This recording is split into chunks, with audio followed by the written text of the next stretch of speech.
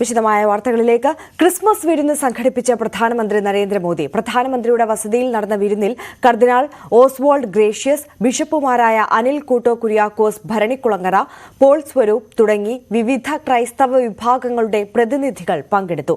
ജോയ് ആലുക്കാസ്, അഞ്ജു ബോബി ജോർജ് തുടങ്ങി കലാ, കായിക, സാംസ്കാരിക, വ്യാവസായിക രംഗത്തുള്ളവരും വിരുന്നിനെത്തി. അതിഥികളെ അഭിസംബോധന ചെയ്ത് സംസാരിച്ച പ്രധാനമന്ത്രി നരേന്ദ്രമോദി അടുത്ത വർഷം മാർപ്പാപ്പ ഇന്ത്യയിൽ എത്തുമെന്ന് അറിയിച്ചു. മാർപ്പാപ്പയെ കാണാൻ കഴിഞ്ഞത് ജീവിതത്തിലെ അസുലഭ നിമിഷമെന്നും മോദി വിരുന്നിൽ പറഞ്ഞു. അതിനിടെ ബിജെപി ദേശീയ അധ്യക്ഷൻ JP Nadda Delhi Sacred heart കത്തീഡ്രലിൽ എത്തി മതമേലധ്യക്ഷന്മാരെ കണ്ടു. MG മിഥുന്റെ റിപ്പോർട്ടിലേക്ക്. जीसस ने करुणा और सेवा के मूल्यों को जिया है. उन्होंने एक ऐसा समाज बनाने के लिए काम किया जिसमें सबके लिए न्याय हो और जो समाज समावेशी हो, इंक्लूसिव हो. हमारे देश की विकास यात्रा में यही मूल्य एक गाइडिंग लाइट की तरह हमें रास्ता दिखा रहे हैं. പ്രധാനമന്ത്രി വിളിച്ച ആ ക്രിസ്മസ് വിരുന്നിൽ മതമേലധ്യക്ഷന്മാരുൾപ്പെടെ 60ഓളം പേരാണ് പങ്കെടുക്കുകയും ചെയ്തത്. ഒപ്പം തന്നെ വ്യവസായ രംഗത്തു നിന്നുള്ള പ്രമുഖരുൾപ്പെടെയുള്ളവർ, ക്രിസ്ത്യൻ വിഭാഗത്തിൽ നിന്നുള്ള 60ഓളം പേരാണ് ഇന്നത്തെ വിരുന്നിൽ പങ്കെടുക്കുകയും ചെയ്തത്. അതിൽ പ്രത്യേകമായി നമ്മൾ എടുത്തു കാണേണ്ട ഒരു കാര്യം, അതിൽ ലോക്സഭാ തെരഞ്ഞെടുപ്പ് അടുത്തിരിക്കുകയാണ്. അതുകൊണ്ട് തന്നെ ക്രിസ്ത്യൻ വിഭാഗങ്ങളെ ഒപ്പം കൂട്ടുക എന്നുള്ളൊരു ലക്ഷ്യം കേന്ദ്ര സർക്കാരും ഒപ്പം തന്നെ പ്രധാനമന്ത്രിയും ഈ ഒരു വിരുന്നിലൂടെ ലക്ഷ്യം വെക്കുന്നുണ്ട്. കാരണം മുൻപൊന്നും തന്നെ ഇത്തരത്തിലുള്ള ഒരു വിരുന്ന് മതമേലധ്യക്ഷന്മാർക്ക് ക്രിസ്മസ് വിരുന്നായി ഇത്തരത്തിൽ പ്രധാനമന്ത്രി നൽകിയിട്ടില്ലായിരുന്നു. അതുകൊണ്ട് തന്നെയാണ് ഇത്തവണ, കാരണം നമുക്കറിയാം, നമുക്ക് മുന്നിൽ മണിപ്പൂർ അടക്കമുള്ള വിഷയങ്ങൾ നിലനിൽക്കുന്നുണ്ട്. മണിപ്പൂരിലെ കലാപവുമായി ബന്ധപ്പെട്ട ക്രിസ്ത്യൻ വിഭാഗങ്ങൾക്കുണ്ടായിട്ടുള്ള മുറിവുണക്ക് എന്നുള്ള ലക്ഷ്യം അതിന്റെ ഭാഗമായി നിൽക്കുന്നുണ്ട്. കൂടാതെ തന്നെ കേരളത്തിൽ നിന്നുള്ളതും ഒപ്പം തന്നെ വടക്ക് കിഴക്കൻ സംസ്ഥാനങ്ങളിൽ നിന്നുള്ള മതമേലധ്യക്ഷന്മാർ ഉൾപ്പെടെയുള്ളവരാണ് ഇന്നത്തെ ഈ ഒരു വിരുന്നിൽ പങ്കെടുത്തിട്ടുള്ളത്. അതുകൊണ്ട് തന്നെ ഈ മേഖലകളിൽ കൂടുതൽ ക്രിസ്ത്യൻ വിഭാഗങ്ങളുണ്ട്. പ്രത്യേകിച്ച് കേരളത്തിലേക്ക് വരുമ്പോൾ, കേരളത്തിൽ സമീപകാലത്ത് BJP സ്നേഹയാത്ര അടക്കമുള്ളവ ഈ ഒരു ക്രിസ്ത്യൻ വിഭാഗങ്ങൾക്ക് വേണ്ടി നടത്തുന്ന ഒരു പശ്ചാത്തലമുണ്ട്. അതുകൊണ്ട് തന്നെ വരാൻ പോകുന്ന ലോക്സഭാ തെരഞ്ഞെടുപ്പിൽ ഈ വിഭാഗത്തെ ഒപ്പം നിർത്താനാകുമെന്നുള്ള ഒരു കണക്കുകൂട്ടൽ ദേശീയ നേതൃത്വത്തിനുണ്ട്. അതുകൊണ്ട് തന്നെയാണ് നേരത്തെ നമുക്കറിയാം, ഈ റബ്ബർ വിലയുമായി ബന്ധപ്പെട്ട് അതിന്റെ താങ്ങുവില ഉയർത്തി നൽകണമെന്ന് ആവശ്യപ്പെട്ട് പ്രധാനമന്ത്രിക്ക് ബിഷപ്പ് ജോസഫ് പാംബ്ലാനി കത്തെഴുതിയ ഒപ്പം തന്നെ അങ്ങനെ കർഷകർക്കൊപ്പം നിൽക്കുകയാണ് എങ്കിൽ ഒരു പക്ഷേ BJPക്കൊപ്പം തങ്ങളും നിൽക്കുമെന്നുള്ള ഒരു പ്രസ്താവന നേരത്തെ ബിഷപ്പ് ഉൾപ്പെടെയുള്ളവർ നടത്തുകയും ചെയ്തതാണ്. അതുകൊണ്ട് തന്നെയാണ് ഇതിൽ വലിയൊരു രാഷ്ട്രീയ മാനമുണ്ട് എന്ന് നമുക്ക് മനസ്സിലാവുകയും ചെയ്യുന്നത്. കൂടാതെ ഈ ചർച്ചയിൽ മണിപ്പൂരോ അല്ലെങ്കിൽ മറ്റ് പ്രതിഷേധ കാര്യങ്ങളോ അല്ലെങ്കിൽ വിവാദ കാര്യങ്ങളോ ഒന്നും തന്നെ ചർച്ചയായില്ല എന്നാണ് മനസ്സിലാക്കാൻ സാധിക്കുന്നത്. അത്തരത്തിലുള്ള ഒരു പ്രതികരണം തന്നെയാണ് അഞ്ജു ബോബി ജോർജ് ഉൾപ്പെടെയുള്ളവർ പുറത്തിറങ്ങിയതിനു ശേഷം പ്രതികരിച്ചപ്പോൾ നമുക്ക് വ്യക്തമാവുകയും ചെയ്തത്. Through Khelo India project, through Fit India project, everywhere now sports is a talk. And India is now ready to accept the fitness, ready to do sports, and everybody is actually celebrating our victory. And our Indian sports person, they are doing really well in international arena. It was just during our time 1 or 2 athletes, but now it's a bunch of athletes. It's because of your leadership, sir.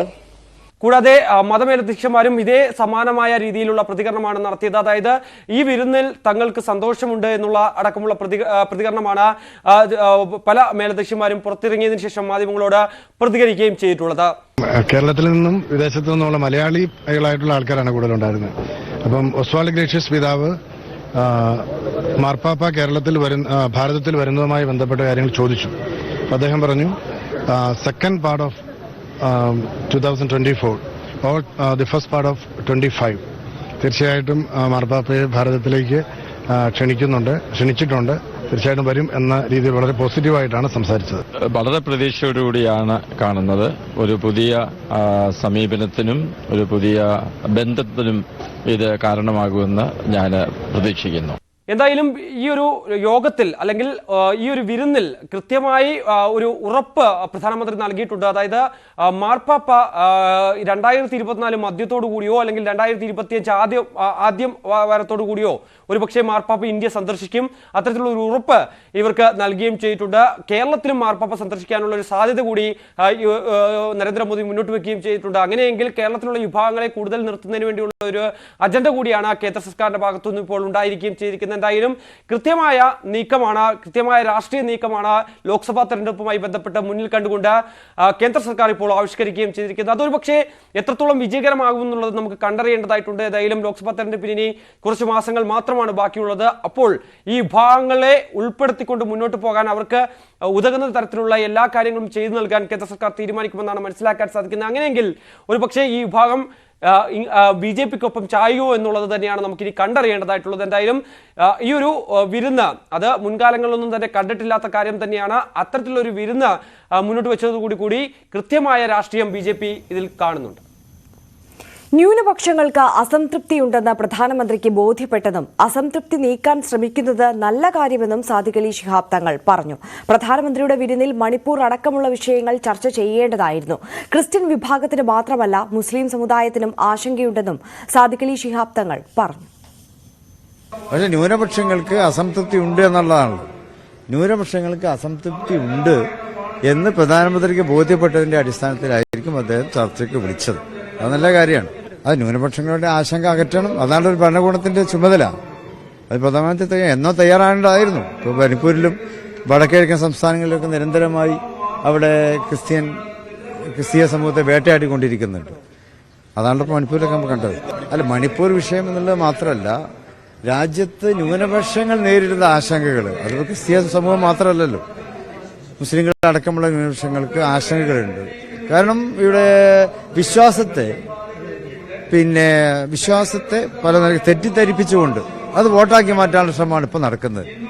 അതൊരു ഭരണകൂടത്തിന് ചേർന്നതല്ല. BJP-യുടെ സ്നേഹവിരുന്നിനെ വിമർശിച്ച് മുഖ്യമന്ത്രി. ഒരു ജനതയെ കുരുതി കൊടുത്തിട്ട് vote ചോദിച്ചാൽ അവർ കേൾക്കുമോ എന്ന് മുഖ്യമന്ത്രി. സംരക്ഷണം കൊടുക്കേണ്ട സമയത്ത് അത് കൊടുക്കണമെന്നും മുഖ്യമന്ത്രി കണ്ണൂരിൽ പറഞ്ഞു.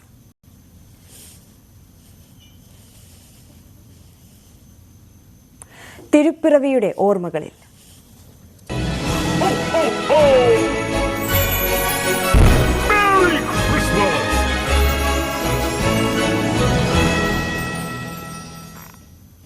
ഇസ്രായേൽ ഹമാസ് യുദ്ധത്തിന്റെ വേദന പങ്കുവച്ചായിരുന്നു ഫ്രാൻസിസ് മാർപ്പാപ്പയുടെ ക്രിസ്മസ് സന്ദേശം.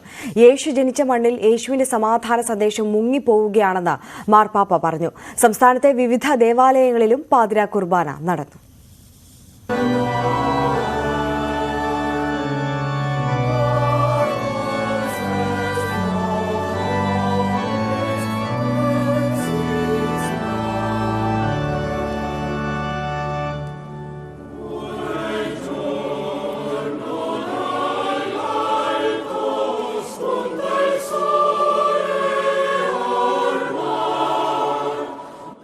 സമാധാനത്തിന്റെയും പ്രത്യാശയുടെയും ക്രിസ്മസ് ആഘോഷിക്കുകയാണ് ലോകം. ലോകമെമ്പാടുമുള്ള ദേവാലയങ്ങളിൽ പ്രാർത്ഥനകളുമായി വിശ്വാസികൾ ഒത്തുചേർന്നു. വത്തിക്കാനിലെ സെന്റ് പീറ്റേഴ്സ് ബസിലിക്കയിൽ നടന്ന പ്രാർത്ഥനാ ചടങ്ങുകൾക്ക് ഫ്രാൻസിസ് മാർപ്പാപ്പ മുഖ്യ കാർമ്മികത്വം വഹിച്ചു.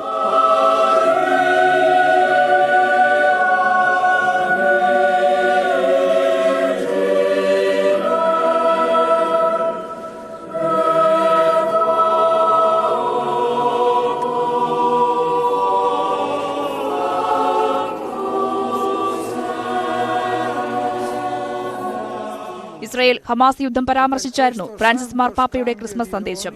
യേശു ജനിച്ച മണ്ണിൽ യേശുവിന്റെ സമാധാന സന്ദേശം മുങ്ങിപ്പോവുകയാണ്. യുദ്ധത്തിന്റെ ഇരകൾക്കായി പ്രാർത്ഥിക്കുന്നതായും ഫ്രാൻസിസ് മാർപ്പാപ്പ ക്രിസ്മസ് സന്ദേശത്തിൽ പറഞ്ഞു. Il nostro cuore stasera è a Betlemme, dove ancora il principe della pace viene refutato dalla logica perdente della guerra. സുവിശേഷ വായനയ്ക്ക് ശേഷം തിരുപ്പിറവി അറിയിച്ച് പള്ളിമണികൾ മുഴങ്ങി. പദവി ഏറ്റെടുത്ത ശേഷം ഫ്രാൻസിസ് മാർപ്പാപ്പയുടെ 11ാമത് ക്രിസ്മസ് സന്ദേശമായിരുന്നു ഇത്തവണത്തേത്. സംസ്ഥാനത്തെ വിവിധ ദേവാലയങ്ങളിലും പാതിരാ കുർബാന നടന്നു. സിറോ മലബാർ സഭ ആസ്ഥാനമായ മൗണ്ട് സെന്റ് തോമസിൽ നടന്ന തിരുപ്പിറവി കുർബാനയ്ക്ക് സഭാ അഡ്മിനിസ്ട്രേറ്റർ സെബാസ്റ്റ്യൻ വാണിയപുരയ്ക്കൽ കാർമ്മികത്വം വഹിച്ചു.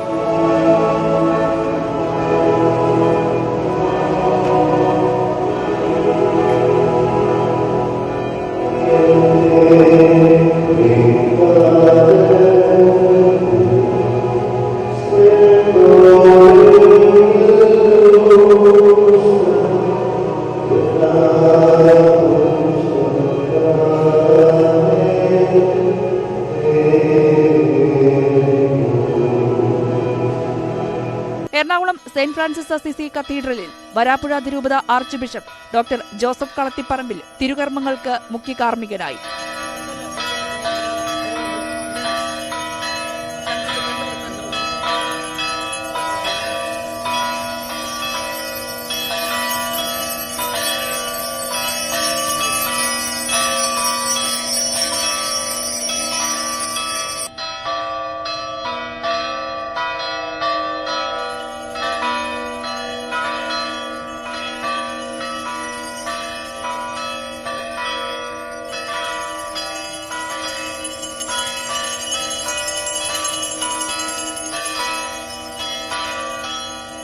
ഓർത്തഡോക്സ് സഭാ ആസ്ഥാനമായ ദേവലോകം അരമനയിൽ ബസേലിയസ് മാർത്തോമാ മാത്യൂസ് തൃതീയൻ കാതോലിക്ക ഭാവിയുടെ നേതൃത്വത്തിലായിരുന്നു ക്രിസ്മസ് ശുശ്രൂഷ.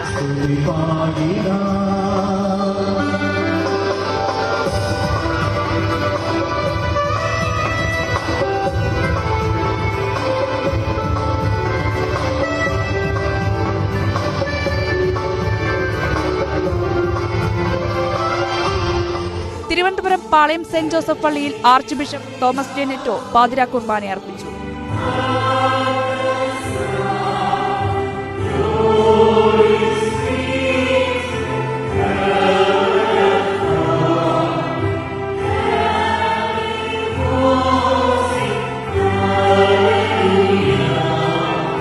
News desk news 18. പതിവ് തെറ്റിക്കാതെ ഇത്തവണയും ക്രിസ്മസ് സമ്മാനവുമായി വൈദികർ പാണക്കാടെത്തി. പാണക്കാട് സാദിഖ് അലി ശിഹാബ് തങ്ങളുടെ വസതിയിലെത്തിയ സംഘത്തെ PK കുഞ്ഞാലിക്കുട്ടിയും സാദിഖ് അലി തങ്ങളും ചേർന്ന് സ്വീകരിച്ചു. ക്രിസ്മസ് മധുരം പങ്കിട്ടാണ് വൈദിക സംഘം മടങ്ങിയത്. പാണക്കാട് കൊടപ്പനക്കൽ തറവാട്ടിൽ മുഹമ്മദ് അലി ശിഹാബ് തങ്ങളുടെ അടുക്കിലേക്ക് ഓരോ ക്രിസ്മസ് കാലത്തും വൈദികർ പതിവായി എത്തിയിരുന്നു. ഹൈദരലി തങ്ങളുടെ കാലത്തും അത് തുടർന്നു. മലപ്പുറം സെയിന്റ് തോമസ് ചർച്ച് വികാരി Mathew Nirappel, Kondotty saint Paul church വികാരി Sebastian Chembukandathil, father Thomas Joseph എന്നിവരടങ്ങുന്ന സംഘമാണ് ക്രിസ്മസ് മധുരവുമായി പതിവ് തെറ്റിക്കാതെ ഇത്തവണയും പാണക്കാടെത്തിയത്. ആചാരങ്ങൾ വ്യത്യസ്തമെങ്കിലും സ്നേഹത്തിന്റെ കൂട്ടായ്മകൾ കാത്തുസൂക്ഷിക്കണമെന്ന് സാദിഖ് അലി തങ്ങൾ പറഞ്ഞു. നമ്മളിവിടെ ഒരു ബഹുസ്വര സമൂഹമാണ്.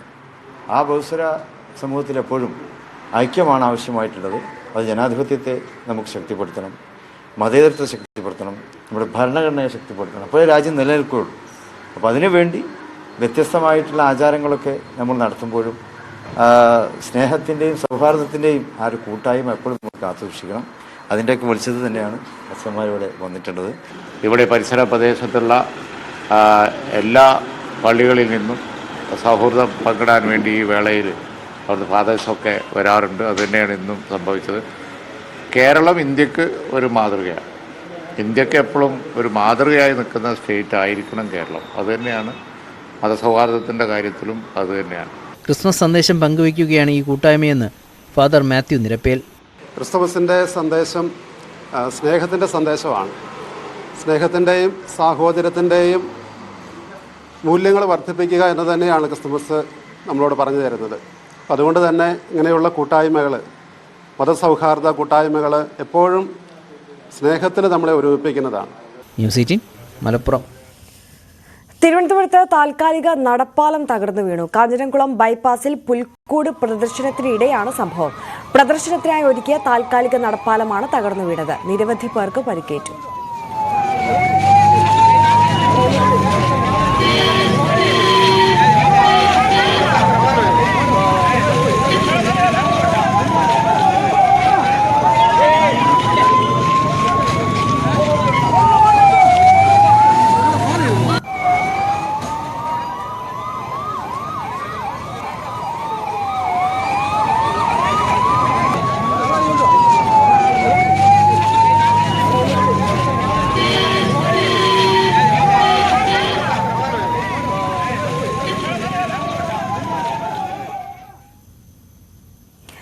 ക്രിസ്മസിന് ഇത്തവണയും ബെഫ്കോയിൽ റെക്കോർഡ് മദ്യവിൽപ്പന. ഡിസംബർ 22 മുതൽ 24 വരെയുള്ള 3 ദിവസം കൊണ്ട് ബെഫ്കോ ഔട്ട്ലെറ്റ് വഴി വിറ്റത് 154,77,00,000 രൂപയുടെ മദ്യമാണ്. ഇന്നലെ മാത്രം 70,73,00,000 രൂപയുടെ മദ്യവിൽപ്പന നടന്നു. ക്രിസ്മസ് തലേന്ന് റെക്കോർഡ് വിൽപ്പന ചാലക്കുടിയിലാണ്. 63.85 ലക്ഷം രൂപയുടെ മദ്യമാണ് ചാലക്കുടിയിൽ വിറ്റത്. വിൽപ്പനയിൽ രണ്ടാമത് ചങ്ങനാശ്ശേരിയും ഇരിങ്ങാലക്കുട മൂന്നാമതുമാണ്. ശബരിമല വാർത്തകൾ.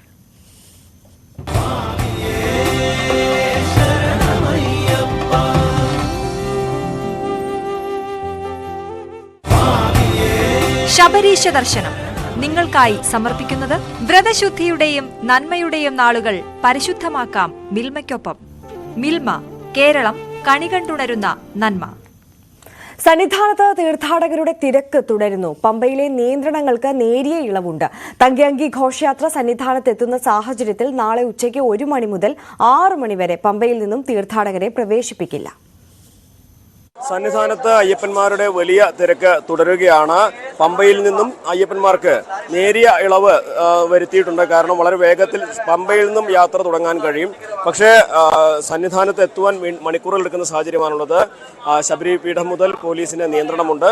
ശബരിപീഠത്തിൽ പോലീസ് നിയന്ത്രിക്കുമ്പോൾ തന്നെ അതിൻ്റെ അയ്യപ്പന്മാരുടെ വരി അപ്പാച്ചിമേട് വരെ എത്തിയിരിക്കുന്ന ഒരു സാഹചര്യമാണ്. അത് നീലിമല വരെ നീളാനുള്ള സാധ്യതയും ഉണ്ട്. അപ്പോൾ വലിയൊരു തിരക്ക് മണിക്കൂറുകൾ കാത്തു നിൽക്കേണ്ട സാഹചര്യം അയ്യപ്പന്മാർക്ക് ഇപ്പോഴും സന്നിധാനത്തുണ്ട്. അതായത് വൈകുന്നേരം പമ്പയിൽ നിന്ന് യാത്ര തിരിച്ചാലും നാളെ രാവിലെ 8 മണിയും 9 മണിയൊക്കെ ആവും ഇവിടെ എത്താനെന്നുള്ള സാഹചര്യമാണ് നിലവിലുള്ളത്. നാളെയാണ് തങ്കയങ്കി സന്നിധാനത്ത് എത്തുന്നത്. തങ്കയങ്കി ഘോഷയാത്ര നാളെ ഉച്ചയ്ക്ക് പമ്പയിലെത്തും. അതിനോടനുബന്ധിച്ച് നിയന്ത്രണങ്ങൾ ഏർപ്പെടുത്തിയിട്ടുണ്ട്. നാളെ ഉച്ചയ്ക്ക് 1 മണി മുതൽ വൈകുന്നേരം 6 മണി വരെ അയ്യപ്പന്മാർക്ക് പമ്പയിൽ നിന്ന് സന്നിധാനത്ത് എത്താനാകില്ല. രാവിലെ 11 മണിയോടെയെങ്കിലും നിലയ്ക്കലിൽ എത്തുന്നവർക്ക് മാത്രമേ പമ്പയിലേക്ക് പ്രവേശിക്കാൻ കഴിയൂ. 11 മണിക്ക് ശേഷം നിലയ്ക്കലിൽ നിന്നും പമ്പയിലേക്ക് വാഹനങ്ങൾ കടത്തിവിടുകയില്ല. ശബരിമല ഭക്തർക്ക് അടിയന്തരമായി സൗകര്യങ്ങൾ ഒരുക്കണമെന്ന ഹൈക്കോടതി. കോട്ടയം, പാല, പൊൻകുന്നം അടക്കമുള്ള സ്ഥലങ്ങളിൽ തടഞ്ഞുവച്ചിരിക്കുന്ന ഭക്തർക്ക് അടിയന്തരമായി സൗകര്യങ്ങൾ ഒരുക്കാൻ ഹൈക്കോടതി നിർദ്ദേശം നൽകി. അവധി ദിനത്തിൽ ശബരിമലയിലെ തിരക്ക് സംബന്ധിച്ച് സ്പെഷ്യൽ സിറ്റിംഗ് നടത്തിയാണ് ഹൈക്കോടതിയുടെ നിർദ്ദേശം. ഭക്ഷണവും വെള്ളവും ഇല്ലാത്ത സ്ഥിതിയുണ്ട്. ഇക്കാര്യങ്ങൾ പരിഹരിക്കണം. ആവശ്യമെങ്കിൽ സംസ്ഥാന പോലീസ് മേധാവി നേരിട്ട് ഇടപെടണം. യാതൊരു ബുക്കിംഗും ഇല്ലാതെ എത്തുന്നവരെ കടത്തിവിടുന്ന കാര്യത്തിൽ കർശനമായ നിയന്ത്രണങ്ങൾ വേണം. പൊൻകുന്നത്ത് സൗകര്യങ്ങളില്ലെന്ന പരാതികൾക്കിടയിലാണ് അവധി ദിവസം ഹൈക്കോടതി പ്രത്യേക സിറ്റിംഗ് നടത്തിയത്. തന്റെ മന്ത്രിസ്ഥാനം തടയാൻ വിമത വിഭാഗം തുടക്കം മുതൽ ശ്രമിച്ചിരുന്നുവെന്ന് അഹമ്മദ് ദേവർകോവിൽ. പാർട്ടിയിൽ ചില പ്രശ്നങ്ങളുണ്ട്. വിമതർക്ക് പാർട്ടിയിലേക്ക് തിരിച്ചുവരാം. INL-നെ ശക്തിപ്പെടുത്തുമെന്നും അഹമ്മദ് ദേവർകോവിൽ പറഞ്ഞു. ഏതൊരു രാഷ്ട്രീയ പാർട്ടിക്കും അച്ചടക്കമുണ്ടെങ്കിൽ മാത്രമേ മുന്നോട്ട് പോകാൻ കഴിയുകയുള്ളൂ. പാർട്ടിക്കകത്ത് അച്ചടക്ക വിരുദ്ധമായി പ്രവർത്തിച്ച ആളുകളെ അന്വേഷണം നടത്തി റിപ്പോർട്ടിന്റെ അടിസ്ഥാനത്തിൽ പുറത്താക്കുകയാണ് ചെയ്തിട്ടുള്ളത്. പാർട്ടി ഒരു പിളർപ്പിനെയും നേരിട്ടിട്ടില്ല. സ്വാഭാവികമായും പാർട്ടിക്ക് ആദ്യമായി അധികാരം ലഭിക്കുന്ന ഒരു ഘട്ടത്തിൽ പാർട്ടിയിൽ തന്നെ ഉള്ള ചില അധികാരമോഹികൾക്ക് വല്ലാത്ത നിരാശയുണ്ടായി എന്നതൊരു യാഥാർത്ഥ്യമാണ്. അവരത് പ്രകടിപ്പിക്കുകയും ചില പ്രശ്നങ്ങൾ ഉണ്ടാക്കുകയും ചെയ്ത് മന്ത്രിസ്ഥാനത്തിൽ നിന്ന് എന്നെ പുറത്താക്കാൻ കഴിയുമോ എന്നായിരുന്നു ശ്രമിച്ചത്. അവർ പ്രചരിപ്പിച്ചത് ഇന്നല്ലെങ്കിൽ നാളെ ഈ മന്ത്രിസ്ഥാനത്ത് ഇദ്ദേഹം ഇറങ്ങിപ്പോകും എന്നായിരുന്നു. INL-ന്റെ അച്ചടക്കവും INL-ന്റെ ഭരണഘടനയും അംഗീകരിക്കുന്ന ആർക്കും പാർട്ടിയിലേക്ക് വരാം. അങ്ങനെ ഏതെങ്കിലും ഒരു പ്രത്യേക ഗ്രൂപ്പുകളോട് ചർച്ച ചെയ്യേണ്ട കാര്യമില്ല. പാർട്ടിയിൽ നിന്ന് ഞങ്ങൾ പുറത്താക്കപ്പെട്ടവരൊഴികെ ഉള്ള ആളുകൾക്ക് ഏത് നിമിഷവും പാർട്ടിയുമായി സഹകരിക്കാം. നവകേരള സദസ്സിൽ സുരക്ഷ ഒരുക്കിയ പോലീസുകാർക്ക് പ്രത്യേക സമ്മാനം. ക്രമസമാധാന പാലനത്തിൽ മികച്ച പ്രവർത്തനം കാഴ്ചവെച്ചവർക്ക് ഗുഡ് സർവീസ് എൻട്രി നൽകും. സിവിൽ പോലീസ് ഓഫീസർ മുതൽ IG വരെയുള്ളവർക്കാണ് ഗുഡ് സർവീസ് എൻട്രി. ക്രമസമാധാന വിഭാഗം ADGP-യുടേതാണ് നടപടി. നവകേരള യാത്ര പോലീസിനെ സംബന്ധിച്ച് ഏറെ വെല്ലുവിളി നിറഞ്ഞ ഒന്നായിരുന്നു. മുഖ്യമന്ത്രിയുടെ യാത്ര എന്നതിനപ്പുറത്തേക്ക് ചലിക്കുന്ന ക്യാബിനറ്റ് തന്നെയായിരുന്നു. കാസർഗോഡ് മുതൽ തിരുവനന്തപുരം വരെ യാത്ര സഞ്ചരിച്ചെത്തുമ്പോൾ ഒരു അനിഷ്ട സംഭവവും ഉണ്ടാകാതെ യാത്രയെ സംരക്ഷിക്കുക എന്ന ഏറ്റവും പ്രധാനപ്പെട്ട കടമ, ആ ഉത്തരവാദിത്വം കേരള പോലീസ് വിജയകരമായി നിറവേറ്റി എന്ന് തന്നെയാണ് വിലയിരുത്തൽ. ഇതിൻ്റെ അടിസ്ഥാനത്തിലാണ് മികച്ച സേവനം കാഴ്ചവെച്ചവർക്ക് GST നൽകാനുള്ള ഉന്നതതല തീരുമാനം. അതേസമയം പോലീസ് നടപടികൾ വ്യാപകമായി വിമർശനത്തിന് ഇടയാകുകയും ചെയ്തിരുന്നു. പ്രത്യേകിച്ച് ആലപ്പുഴ ജില്ലയിൽ ലോക്കൽ പോലീസ് പിടിച്ചുമാറ്റിയ യൂത്ത് കോൺഗ്രസ് പ്രവർത്തകരെ അതിക്രൂരമായി മുഖ്യമന്ത്രിയുടെ ഗൺമാനും മറ്റ് സുരക്ഷാ ഉദ്യോഗസ്ഥരും തല്ലിച്ചതച്ചത് പോലീസ് കേസെടുക്കാത്ത സംഭവത്തിൽ കോടതിയുടെ നിർദ്ദേശപ്രകാരം ഒടുവിൽ ഉദ്യോഗസ്ഥർക്കെതിരെ കേസെടുക്കേണ്ടി വന്നു. മുഖ്യമന്ത്രിയാകട്ടെ ആവർത്തിച്ചുള്ള അദ്ദേഹത്തിൻ്റെ വാർത്താ സമ്മേളനങ്ങളിൽ പറഞ്ഞിരുന്നത് അങ്ങനെ ഒരു സംഭവം താൻ കണ്ടിട്ടില്ല എന്നതാണ്. വളരെ വിചിത്രമായ ഒരു വാദമായിരുന്നു മുഖ്യമന്ത്രിയുടേത്. മറ്റൊന്ന്, DGP ഓഫീസിന് മുന്നിൽ ഏറ്റവും പ്രധാനപ്പെട്ട സീനിയറായ പ്രതിപക്ഷ നേതാക്കൾ അവരുടെ പ്രതിഷേധ പരിപാടി നടത്തുമ്പോൾ പ്രസംഗത്തിനിടെ തന്നെ പോലീസ് ഗ്രനേഡ് പ്രയോഗിച്ചു. ഒരു തവണയല്ല, പിന്നീട് കണ്ണീർ വാതകവും ജലപീരങ്കിയും ഉൾപ്പെടെ നേതാക്കൾക്ക് നേരെ പോലീസ് പ്രയോഗമായി വന്നു. അവിടെ ശ്വാസതടസ്സം ഉൾപ്പെടെ അനുഭവപ്പെട്ട നേതാക്കൾ കിട്ടിയ വാഹനങ്ങളിലാണ് ആശുപത്രികളിലേക്ക് പോയത്. ഒടുവിൽ KPCC പ്രസിഡന്റ് K. സുധാകരന് മുഖ്യമന്ത്രി സൈക്കോപാത്താണെന്ന് വരെ പറയേണ്ടി വന്നു. എന്നിരുന്നാൽ തന്നെയും പോലീസിനെ സംബന്ധിച്ച് പ്രത്യേകിച്ച് തെക്കൻ ജില്ലകളിൽ യാത്ര എത്തിയതോടുകൂടി പ്രതിപക്ഷ സംഘടനകളുടെ സമരവീര്യം കൂടുകയായിരുന്നു. അവിടെ വിവിധ പാർട്ടി പ്രവർത്തകർ തെരുവ് യുദ്ധം എന്ന നിലയിലേക്ക് തന്നെ കാര്യങ്ങൾ കൊണ്ടുപോയി. അവിടെയെല്ലാം പോലീസ് നേരിട്ടത് വലിയ വെല്ലുവിളിയാണ്. ആത്യന്തികമായി നോക്കുമ്പോൾ ഈ നവകേരള വാഹന വ്യൂഹത്തെ വളരെ സുരക്ഷിതമായി തിരുവനന്തപുരത്ത് എത്തിക്കാൻ പോലീസിന് സാധിച്ചു. അതിൻ്റെ അടിസ്ഥാനത്തിൽ മികച്ച ഉദ്യോഗസ്ഥർക്ക് അംഗീകാരം നൽകാനാണ് ഉന്നതതല തീരുമാനം. V Vinod, news 18 Thiruvananthapuram. നവകേരള സദസ്സിനെ വിമർശിച്ച് മുതിർന്ന കോൺഗ്രസ് നേതാവ് AK ആന്റണി, ജനങ്ങൾക്ക് പ്രശ്നമുണ്ടാകുമ്പോൾ കരിങ്കൊടി പ്രതിഷേധം ഉയരുന്നത് സ്വാഭാവികമാണ്. രക്ഷാപ്രവർത്തനം എന്ന പരാമർശം അപക്വമാണെന്നും മുഖ്യമന്ത്രി കുറച്ചുകൂടി പക്വത കാണിച്ചിരുന്നെങ്കിൽ തെരുവുകളിൽ ചോര വീഴില്ലായിരുന്നു. പോലീസ് വകുപ്പ് കൈകാര്യം ചെയ്യുന്ന ഭരണാധികാരികൾക്ക് നല്ല ബുദ്ധി ഉണ്ടാകട്ടെയെന്നും ആന്റണി പറഞ്ഞു. കേരളീയത്തിന്റെ സ്പോൺസർമാരെക്കുറിച്ച് സർക്കാരിന്റെ ഒളിച്ചുകളി തുടരുന്നു. സ്പോൺസർഷിപ്പ് കമ്മിറ്റിയുടെ കൺവീനറായിരുന്ന ലോട്ടറി ഡയറക്ടർ അബ്രഹാം റെന്നിനും സ്പോൺസർമാരെക്കുറിച്ച് അറിയില്ലെന്ന് വിവരാവകാശ മറുപടി. ലോട്ടറി ഡയറക്ടറുടെ ഓഫീസിൽ നിന്ന് വിവരം ലഭിക്കുമെന്നായിരുന്നു നേരത്തെ ടൂറിസം ഡയറക്ടർ പറഞ്ഞത്. കേരളീയത്തിന്റെ സ്പോൺസർമാരെക്കുറിച്ചുള്ള വിവരാവകാശ ചോദ്യത്തിന് മറുപടി പറയാതെ സർക്കാർ വകുപ്പുകൾ തട്ടിക്കളിക്കുകയാണ്. ഒരു വകുപ്പിൽ നിന്ന് മറ്റൊരു വകുപ്പിലേക്ക് മറുപടിക്കായി അലയുകയാണ് വിവരാവകാശ അപേക്ഷകർ. സ്പോൺസർമാരുടെ വിവരം സ്പോൺസർഷിപ്പ് കമ്മിറ്റി കൺവീനർ കൂടിയായ ലോട്ടറി ഡയറക്ടറുടെ ഓഫീസിൽ നിന്ന് ലഭിക്കുമെന്നായിരുന്നു ടൂറിസം ഡയറക്ടറുടെ മറുപടി. ഇപ്പോൾ സ്പോൺസർഷിപ്പ് കമ്മിറ്റി കൺവീനറും കൈമലർത്തി. അപേക്ഷ PRDക്ക് കൈമാറിയാണ് ലോട്ടറി ഡയറക്ടർ തടി തപ്പിയത്. 27 കോടി രൂപയാണ് കേരളീയത്തിന്റെ നടത്തിപ്പിനായി സർക്കാർ ഖജനാവിൽ നിന്ന് അനുവദിച്ചത്.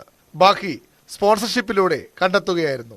ഇത് എത്ര തുകയാണ് എന്നോ ആരാണ് സ്പോൺസർമാരെന്നോ ഇതുവരെ സർക്കാർ വെളിപ്പെടുത്തിയിട്ടില്ല. അതുകൊണ്ട് തന്നെ സ്പോൺസർഷിപ്പും ചെലവുകളും സംബന്ധിച്ച ദുരൂഹത വർദ്ധിക്കുകയാണ്. കേരളീയത്തിന്റെ ജനറൽ കൺവീനറായിരുന്ന ചീഫ് സെക്രട്ടറിയും സാംസ്കാരികം, വ്യവസായം, ധനം, GST കമ്മീഷണറേറ്റ് വകുപ്പുകളും വിവരാവകാശ അപേക്ഷയ്ക്ക് ഇതുവരെ മറുപടി നൽകാൻ തയ്യാറായിട്ടില്ല. News 18 Thiruvananthapuram. Ernakulam rural police പരിധിയിലെ പോലീസ് സ്റ്റേഷനുകളിൽ CCTV സ്ഥാപിച്ച 9 മാസം കഴിഞ്ഞിട്ടും ക്യാമറകൾ പ്രവർത്തിപ്പിക്കുന്നില്ല.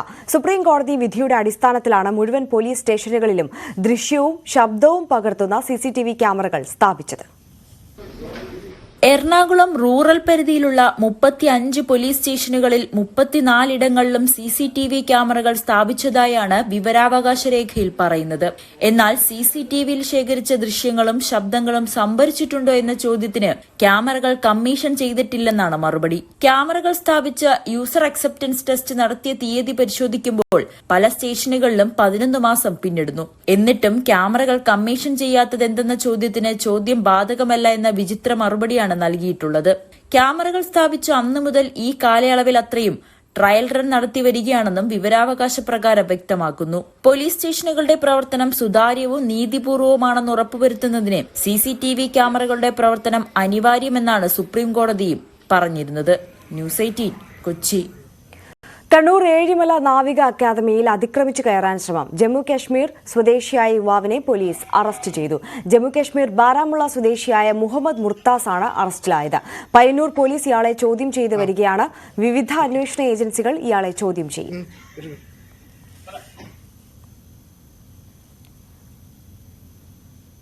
ഇടുക്കി തൊടുപുഴ തൊമ്മൻകുത്ത് പുഴയിൽ കുളിക്കാനിറങ്ങിയ 2 പേർ മുങ്ങി മരിച്ചു. തൊമ്മൻകുത്ത്, വാഴക്കാല, ഒറ്റപ്ലാക്കൽ, മോബിസ് ഐസക്, ചിങ്കൽ സിറ്റി, താന്നിവിള, ബ്ലസൻ സാജൻ എന്നിവരാണ് മരിച്ചത്.